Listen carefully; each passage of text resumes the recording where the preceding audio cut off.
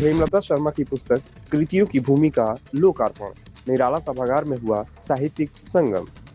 लखनऊ उत्तर प्रदेश हिंदी संस्थान के निराला सभागार में वरिष्ठ समीक्षक साहित्यकार एवं शिक्षाविद श्रीमती हेमलता शर्मा की नवीनतम कृति कृतियों का भूमिका भव्य लोकार्पण समारोह संपन्न हुआ। कार्यक्रम में साहित्य न्याय और प्रशासन जगत से अनेक प्रतिष्ठित हस्तियां उपस्थित रहीं। लोकार्पण समारोह का उद्घाटन पद्मश्री डॉक्टर विद्यावेदु सिंह, वरिष्ठ साहित्यकार डॉक्टर सुधाकर अदीप, न्यायमूर्ति राजीव सिंह तथा पूर्व पुलिस महानिदेशक महेंद्र चंद्र द्विवेदी ने संयुक्त रूप से किया। दीप प्रज्वलन और सरस्वती वंदना के साथ मंचासीन अतिथियों ने पुस्तक पर अपने विचार व्यक्त किए।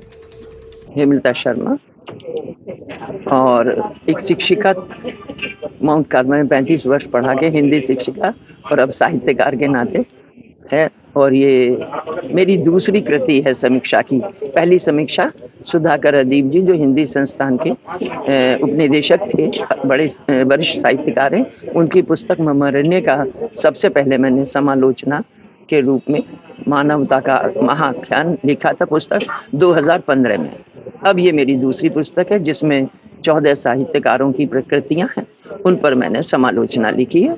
उसी से ये कृतियों की भूमि कहलाई है, तो ये उसी से संबंधित है। आज का विमोचन होने जा रहा है तो मुख्य अतिथि के तौर पर कौन कौन उपस्थित रहेगा? आदरणीय दीदी बैठी, विद्याबिंदु दीदी हैं और सुधाकर अदीप जी हैं, महेश चंद्र द्विवेदी जी हैं जो पुलिस विभाग के, और न्यायमूर्ति उच्च न्यायालय के राजीव सिंह। हमारे चैनल के माध्यम से और काव्यिकों को क्या मैसेज देना चाहेंगे? मैं लेखिकाओं को यही बताना चाहूंगी कि साहित्य तो बहुत लिखा जा रहा, लेकिन इसमें प्रतिस्पर्धा सी हो गई है। तूने मतलब एक ने 20 लिखी, 50 लिखी, 100, लेकिन उसमें मैं तो ये कहूंगी कि जो लिख रहे हैं उसमें समाज के सुधार की भावना सबसे ज्यादा है, क्योंकि साहित्य ही समाज है, साहित्य ही समाज का दर्पण है। उसकी बुराई अच्छाई सब साहित्य ही ला सकता है। तो साहित्य के माध्यम से हम समाज में जितना सुधार कर सकते हैं। और ये पुस्तक जो मेरी है ज्यादातर नारी शोषण, नारी पीड़ा, नारी उत्पीड़न और नारी सशक्तिकरण, अधिकतर महिलाओं की हैं ये 14 पुस्तकें।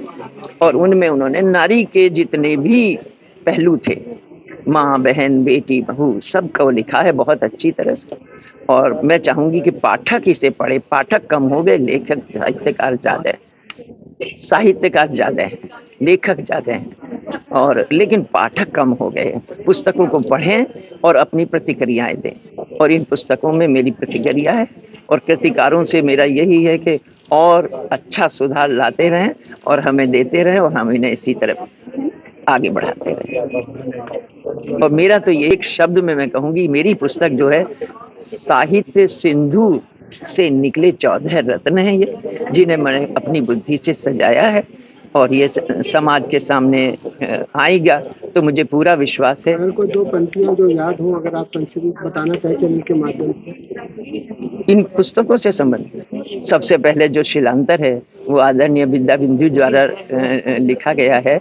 उस शिलांतर में नारी पीड़ा है, नारी को अहिल्या से इन्होंने वो लेकर के शिला बना दिया गया था। नारी शिला क्यों बने?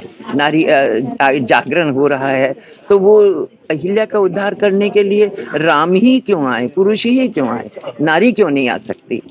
और यही समाज का वो है बस। और दूसरी है रेस का घोड़ा, एक पुस्तक है अलका प्रमोद जी की।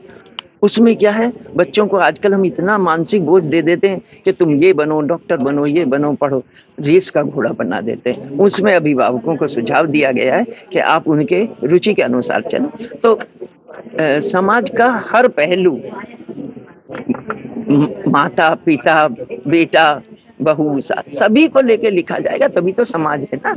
केवल यही तो नहीं है कि राजनीति, हम राजनीति से दूर हैं। साहित्यकार सुधारक कहा जाता, समाज सुधारक, राजनीति नहीं।